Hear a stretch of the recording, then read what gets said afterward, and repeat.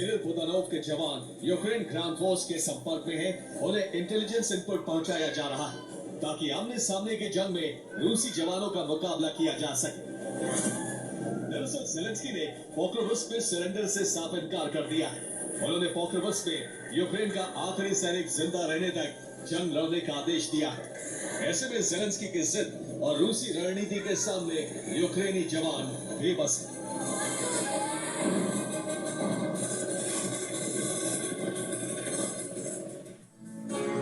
Pokrovsk शहर में जगह जगह रूस यूक्रेन के सैनिकों के बीच जंग जारी है, जिसमें यूक्रेनी जवान बुरी तरह से फंस चुके हैं। इसकी बड़ी वजह हथियारों की कमी होना है। ऐसे में यूक्रेनी सैनिकों के लिए जंग लड़ना मुश्किल हो रहा है। रूसी सेना ने पोक्रोवस्क शहर को चारों तरफ से घेरा हुआ है। रूस ने शहर को बाहर से घेरकर पूरी तरह लैंडलॉक कर दिया है।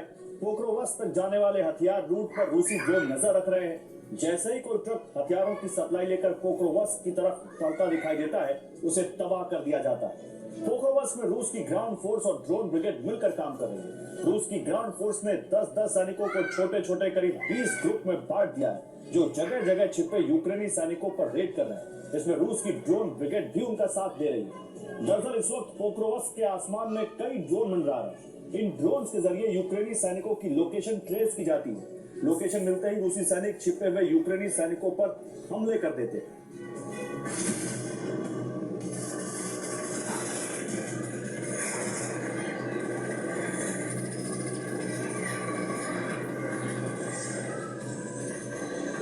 एक तरफ रूस पोक्रोवस्क पर कब्जा करने के बेहद करीब है, तो वहीं दूसरी तरफ रूसी सैनिकों ने डोब्रोपिलिया की तरफ भी बढ़ना शुरू कर दिया है।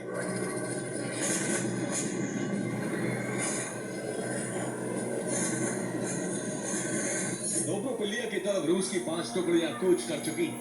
ये अलग अलग रास्तों से शहर की तरफ बढ़ रही है। रूस की ड्रोन ब्रिगेड भी उनके साथ शामिल है, जो ड्रोन हमलों के जरिए आगे का रास्ता साफ कर रही है।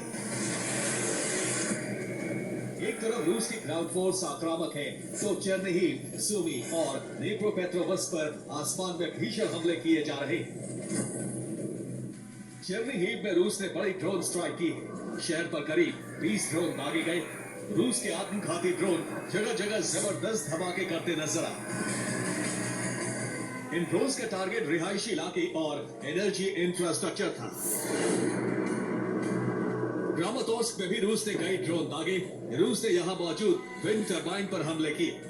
हमले में कई विंड टरबाइन तबाह हो गई। रूस के ये हमले सिर्फ दिन में ही नहीं, बल्कि रात के वक्त भी जारी रहे। इस दौरान भी कई पवन चक्कियों को तबाह कर दिया गया।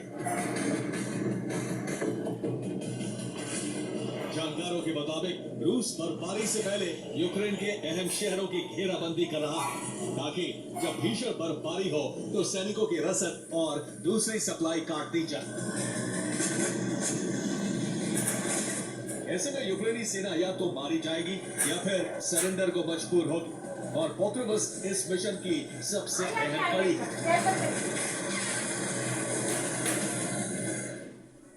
दरअसल दक्षिणी यूक्रेन में मौजूद पोक्रोवस्क यूक्रेन के लिए सबसे महत्वपूर्ण शहर है, जिसकी वजह है पोक्रोवस्क से गुजरने वाले कई बड़े हाईवे और रेल नेटवर्क। हाईवे और रेल नेटवर्क के जरिए दक्षिणी यूक्रेन के बाकी शहर पोक्रोवस्क से जुड़े हुए हैं। क्रामातोर्स्क और टोरस जैसे शहरों तक माल यहीं से होकर गुजरता है। यही वजह है कि यूक्रेन की सेना ने दक्षिणी यूक्रेन के मोर्चे पर पोक्रोवस्क को अपना लॉजिस्टिक पॉइंट बनाया था। ट्रेन और ट्रकों के जरिए यहाँ हथियार लाए जाते हैं और बाकी इलाकों में ट्रांसफर होते हैं। अगर यूक्रेन के इस शहर पर रूस कब्जा कर लेता है तो आसपास के शहरों तक हथियारों की सप्लाई पर ब्रेक लग जाएगा। ऐसे में सर्दियों में यूक्रेन की सेना के लिए लड़ना बेहद मुश्किल होगा। सिर्फ इतना ही नहीं, यहीं से E50 इंटरनेशनल हाईवे भी गुजरता है। E50 इंटरनेशनल हाईवे सीधा नीप्रो शहर तक जाता है। अगर रूस इस हाईवे पर कब्जा कर लेता है तो उसके लिए नीप्रो तक पहुंचना भी बेहद आसान हो जाएगा।